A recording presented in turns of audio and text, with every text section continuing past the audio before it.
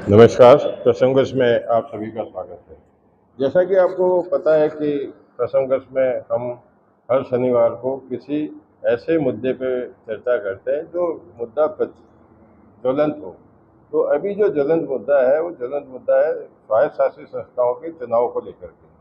हालांकि सरकार ने कह दें या केंद्र सरकार ने, प्रदेश सरकार की बात करें, केंद्र सरकार की, तो वन नेशन वन इलेक्शन की घोषणा इन्होंने की थी।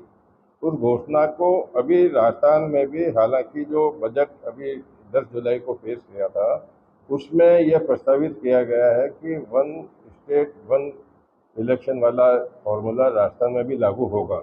हालांकि प्रस्ताव विधानसभा में पारित नहीं हुआ है, लेकिन जो स्वायत्त शासित मंत्री है उन्होंने एक आदेश जारी इस तरह का करके जिला निर्वाचन अधिकारी, जो जिला कलेक्टर होते हैं, और सहायक निर्वाचन अधिकारी, उप निर्वाचन अधिकारी, इनको ये निर्देशित किया है कि अभी फिलहाल वो चुनाव की तैयारियां नहीं करें। तो इसको लेकर के काफ़ी लोगों में जिज्ञासा भी है, और इस जिज्ञासा को लेकर के, क्योंकि नगर परिषद से संबंधित ये मामला है, आज हमारे पैनलिस्ट के अंदर मौजूद हैं अनिल भोजक, जो पूर्व पार्षद, दिनेश शर्मा, जो पार्षद भी रह चुके हैं और भाजपा से भी जुड़े हुए हैं, राजेश शर्मा अपने आप में पहचाना हुआ नाम है, जो तीसरी बार पार्षद रहे हैं, भी कांग्रेस से पार्षद हैं। हनुमान चौधरी कांग्रेस के सक्रिय कार्यकर्ता के साथ साथ में पूर्व पार्षद भी हैं, और आप सामाजिक संगठनों से भी जुड़े हुए हैं। इसी के साथ साथ में कर्मचारी नेता शंभू दयाल व्यास भी हमारे साथ में मौजूद हैं, जो पैनलिस्ट के रूप में शंभू दयाल जी भी इस चर्चा में भाग लेंगे। तो सबसे पहले हम जानना चाहेंगे दिनेश शर्मा के पास में कि जो आपने भी पढ़ा होगा दिनेश जी, कि कल जिस प्रकार से जो एक नोटिफिकेशन तो नहीं कहा जा सकता, लेकिन एक परिपत्र जारी करके और जिला निर्वाचन अधिकारियों को जिस प्रकार से निर्देशित किया गया है, उससे क्या मंशा नजर आती है सरकार की, और क्या ऐसा होना चाहिए, ऐसा होना उचित है? नमस्कार। जैसा कि रमेश जी भाई साहब ने बताया कि नगर परिषद के संबंध में वन इलेक्शन जो कराने की राज्य सरकार की योजना है, यह योजना बहुत ही अच्छी है। इससे, इस योजना से लागू होने से समय समय पर एक ही साथ चुनाव होंगे। बार बार में जो आचार संहिता लगती है, उसके कारण जो शहर का जो विकास होता है वो अवरुद्ध होता है। यह अवरुद्ध नहीं होना चाहिए, इसलिए ये योजना लागू करें तो शहर इसमें भी होगा, पूरे प्रदेश में अच्छा होगा। ये दिनेश शर्मा ने बताया कि जो ये सरकार की जो योजना है, वह योजना काफ़ी लाभदायक रहेगी सरकार के लिए भी और जनता के लिए भी। तो जनता के लिए भी इसलिए रहेगी कि बार बार चुनाव होते हैं, तो बार बार आचार संहिता भी लगती है, विकास के काम अवरुद्ध होते हैं, सरकार पे कार्य करने की पाबंदी हो जाती है, तो वो बात ठीक है। लेकिन इसको लेकर के इसको लागू करने से पहले एक इस तरह की विधि विधान से, वैधानिक तरीके से एक योजना बनाई जानी चाहिए। अब कुछ जगह आज चुनाव हो रहे हैं, कुछ जगह फिर बाद में हो रहे हैं, तो अब जो सुप्रीम कोर्ट का एक आदेश रहा हुआ है, हाईकोर्ट, राजस्थान हाईकोर्ट का, कि नगर पालिकाओं के, नगर परिषदों के चुनाव निर्धारित अवधि में ही होनी चाहिए। यह मामला मुझे जहाँ तक ध्यान है कि नगर परिषद ब्यावर में जब कई वर्षों तक चुनाव नहीं हुए थे, तो द्वारका प्रसाद मित्तल थे, एक समाज सेवी थे, उन्होंने हाईकोर्ट में रिट की थी कि प्रशासक का राज खत्म करके चुनाव कराए जाए। उसी समय यह घोषणा हुई थी, या कोर्ट का निर्णय हुआ था कि 5 साल का टर्म है, तो 5 साल के बाद में चुनाव आगे नहीं बढ़ाए जाने चाहिए।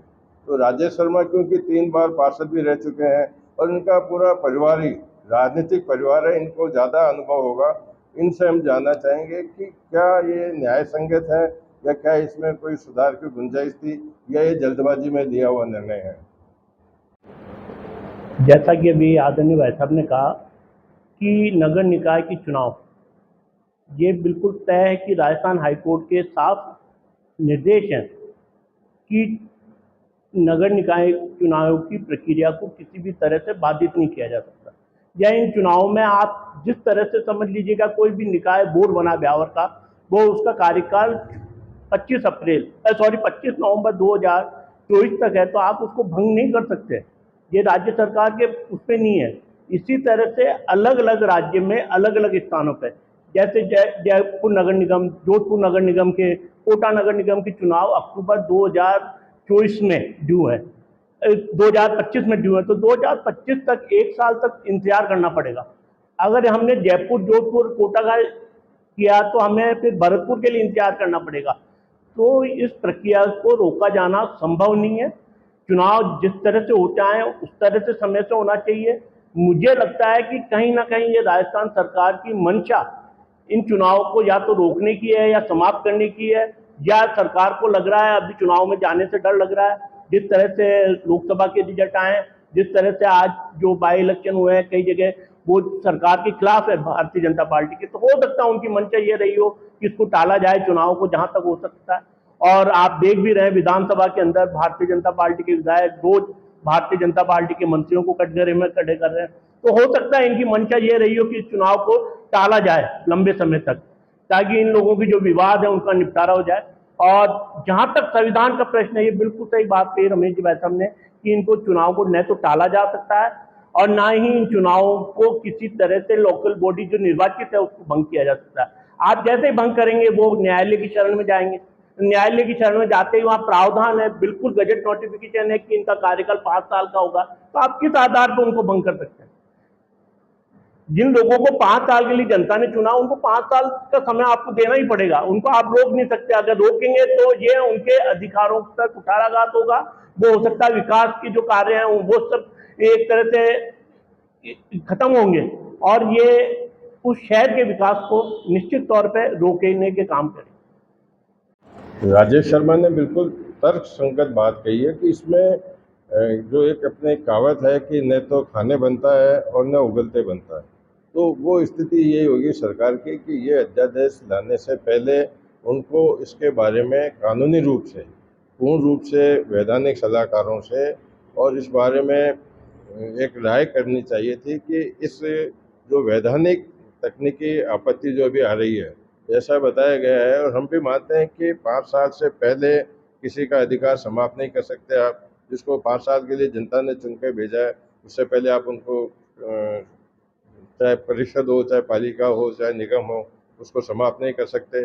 और चुनाव से पहले 5 साल का जिसका अगला कार्यकाल है, जो 2025 में भी कुछ चुनाव होने हैं, तो उनको भी पहले नहीं कर सकते। तो कुल मिलाकर के ये ऐसा टेक्निकल पॉइंट इस तरह का फंस गया है, एक पेच इस तरह का फंस गया है, जिसको लेकर के अब जो कुछ पार्टी के नेता हैं या पार्टियां हैं अपने स्तर पे इसमें कोर्ट की तरफ भी जाने का विचार कर रही है। तो इसी को लेकर के हनुमान चौधरी जो पहले भी पार्षद रह चुके हैं, समाज सेवक से भी जुड़े हैं, राजनीतिक संगठनों से भी जुड़े हैं और जनता जनार्दन के बीच में पार्षद नहीं रहते हुए भी इनका नियमित रूप से जिन वार्डों से चुनाव लड़े थे उनके लोगों से बिल्कुल इनका संपर्क रहता है। तो हम इनसे जानना चाहेंगे कि लोग, जो आम जनता है, वो इसको लेकर के क्या कुछ समझ रही है, क्या कुछ उनकी भावना है और क्या कुछ महसूस कर रही है। नमस्कार। सरकार की जो योजना है एक साथ चुनाव कराने की पूरे देश में, योजना अच्छी है।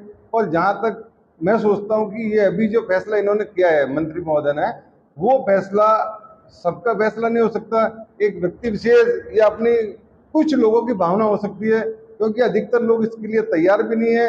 और जो पुराने लोग उनका कार्यकाल भी चल रहा है, काम भी बाधित हो रहा है।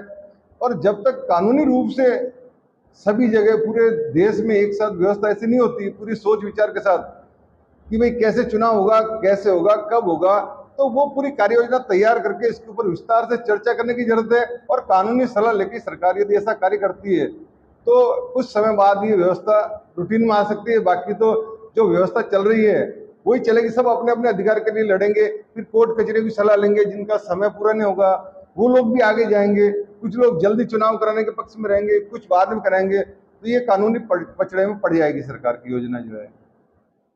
पूर्व पार्षद हनुमान चौधरी का भी यही मानना है कि जो अभी निर्णय लिया गया है और जो निर्णय लिया जा रहा है, जिस तरह की चुनाव रोकने की तैयारी की जा रही है, ये एक जल्दबाजी में लिया हुआ निर्णय है, निश्चित रूप से जल्दबाजी में लिया हुआ ही निर्णय है। इसको लेकर के और अब सरकार को गंभीरता से विचार करके आगे बढ़ना चाहिए, नहीं तो निश्चित रूप से जो हनुमान जी कह रहे हैं, मैं भी उस बात का समर्थक हूँ कि जिसके भी विपरीत ये प्रभाव जो आदेश है वो प्रभावित होगा, वो कोर्ट की शरण में जाएगा और कोर्ट की शरण में जाने के बाद में उसका पक्ष में निर्णय आता है, विपक्ष में आता है या कब आता है, तो वो एक लंबी प्रक्रिया हो जाएगी। इसको सारी चीज़ों को ध्यान में रख करके सरकार को एक बार गंभीरता से विचार करके इस पे आगे कदम बढ़ाना चाहिए। तो इसी को लेकर के अब हम चलना चाहेंगे अनिल भोजक जी के पास में। अनिल भोजक भी सक्रिय पार्षद हैं जो शारीरिक रूप से व्यवस्था उनकी सही नहीं होने के बावजूद भी अपनी जनता के प्रति समर्पित भावना से नियमित रूप से नगर परिषद में अपनी उपस्थिति देते हैं तथा अन्य सामाजिक संगठनों से भी जुड़े हुए हैं। उनका क्या कुछ मानना है और क्या इससे फायदा होने वाला है, विशेष रूप से इनसे ये भी जानना चाहेंगे कि क्या जो 5 साल का जो पार्षद भी अपने वार्ड में कह के आते हैं 5 साल में भी काम करूँगा, तो क्या कुछ पार्षद ऐसे भी हैं जिनका काम नहीं हुआ और टाइम आगे बढ़ जाता है तो उनको काम कराने का मौका भी मिलेगा, आगे चुनाव जीतने के लिए उनको एक मार्ग भी नया खुल जाएगा। अनिल भोजक से हम ये सब जानना चाहेंगे। नमस्ते, मैं अनिल भोजक, भूपेंद्रजीत भोजक। जहाँ तक सरकार की मंशा है, माननीय सदस्यों द्वारा बताया गया कि वन नेशन बस वन स्टेट वन इलेक्शन, ये योजना बहुत अच्छी है, मानते हैं, क्रियान्वयन भी हो जाएगा, परंतु अभी उसको क्रियान्वयन करने में थोड़ा टाइम लगेगा।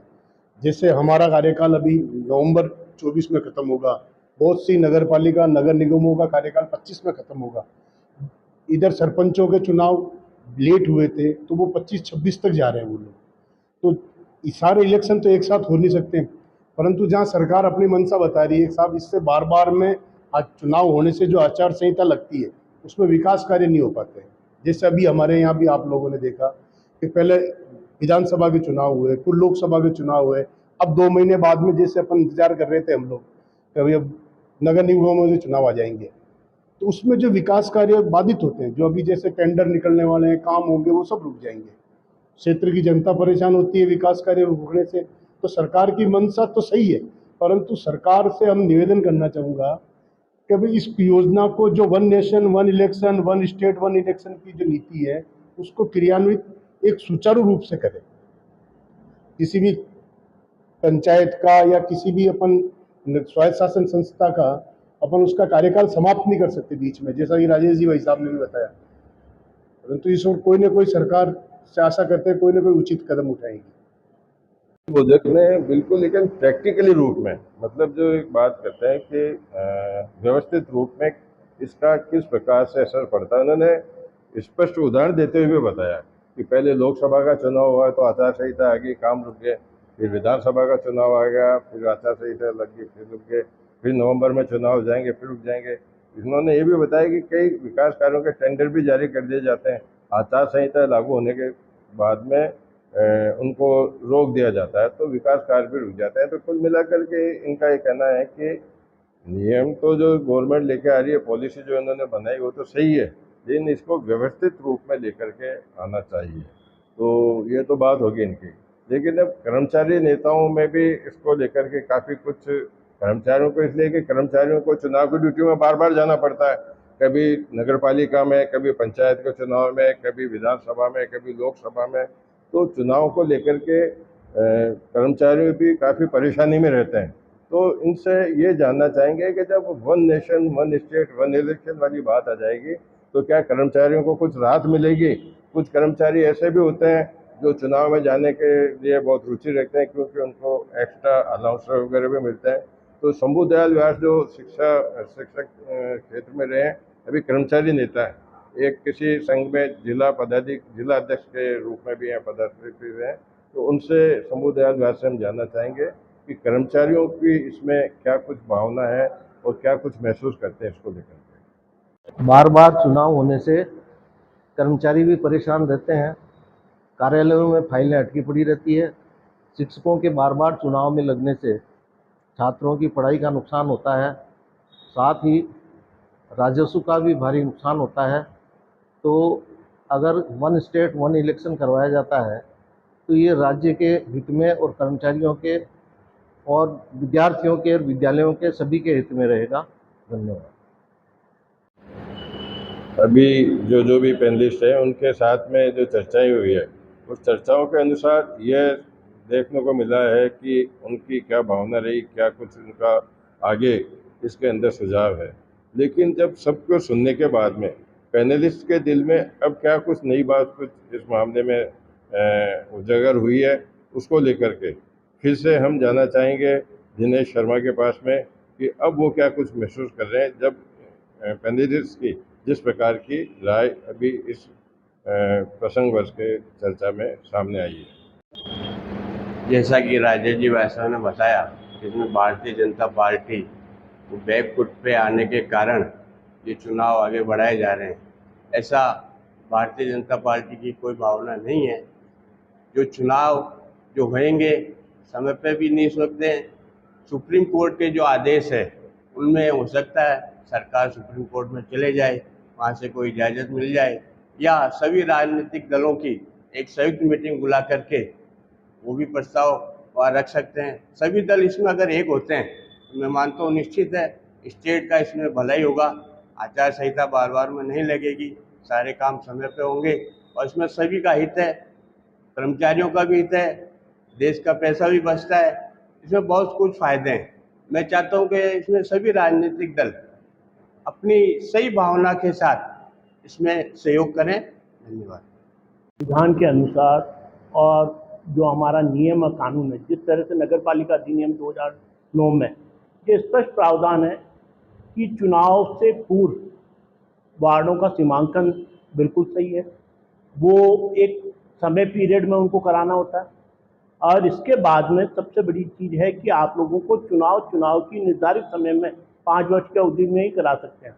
आप किसी भी बोर्ड को, निर्वाचित बोर्ड को भंग नहीं कर सकते, ये बिल्कुल स्पष्ट प्रावधान है।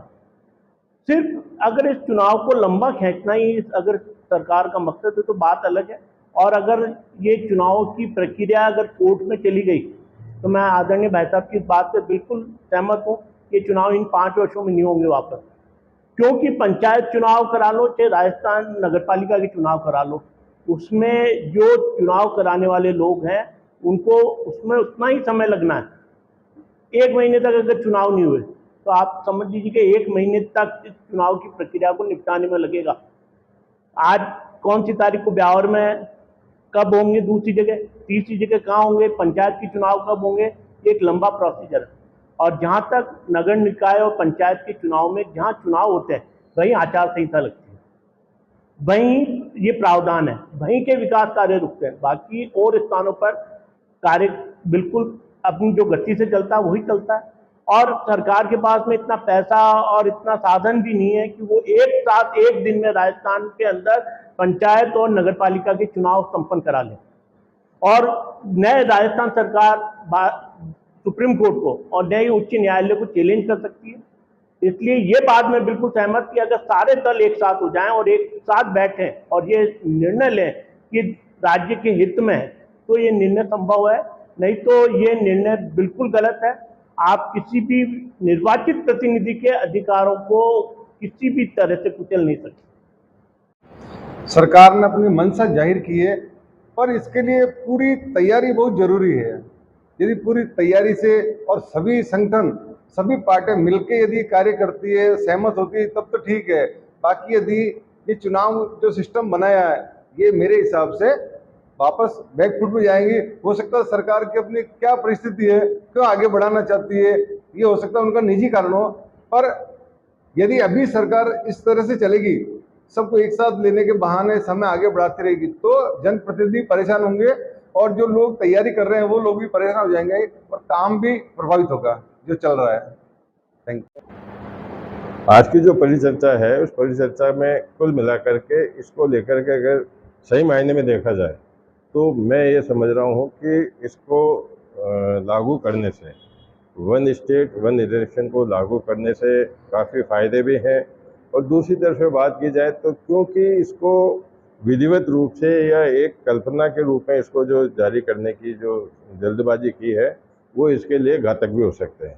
तो कुल मिलाकर के अब जो ये पैनलिस्ट के जो मैंने चर्चा में जो भी राय समझी है उससे मेरी समझ में ये आ रहा है कि इस मामले में एक बार अगर इस अध्यादेश को लाने की सरकार की भावना बिल्कुल शुद्ध रूप से है, तो विधिवत रूप से सबको एक जाजम पर बैठा के सर्वदलीय बैठक बुला करके और इसके जो तकनीकी या लीगली जो इसके सामने बाधाएं आने के जो संभावना है, जो चांस है, उनको किस प्रकार से निपटा जा सकता है उसको लेकर के, और संयुक्त रूप से अगर न्यायालय में गवर्नमेंट खुद जाए, गवर्नमेंट अपना वर्जन खुद रखे कि हम इस कारण से, इस वजह से इसको लागू करना चाह रहे हैं, कोर्ट से उनको ग्रीन सिग्नल मिल जाए, चुनाव आयोग से उनको ग्रीन सिग्नल मिल जाए, उसके बाद में अगर ये चुनाव उसी हिसाब से कराया जाए, one nation one state one election, तो लाभदायक हो सकता है।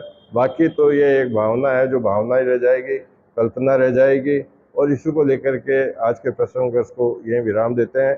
कल फिर नई चर्चाओं के साथ मैं आपके सामने उपस्थित होऊंगा। तब तक के लिए नमस्कार। मैं सभी पैनलिस्ट अनिल भोजक, दिनेश शर्मा, राजेश शर्मा, हनुमान चौधरी, शंभुदयाल व्यास और हमारे दर्शक दीर्घा में मनोज व्यास, सीपी अग्निहोत्री, मेरे सहयोगी कैमरा पर्सन संजय पाराशर का भी आभार व्यक्त करता हूं कि आपने इस प्रसंग बस को एक नई दिशा देने में एक अपना सहयोग दिया है। आगे भी इसी प्रकार का आपका सहयोग मिलता रहेगा। नमस्कार, धन्यवाद, आभार।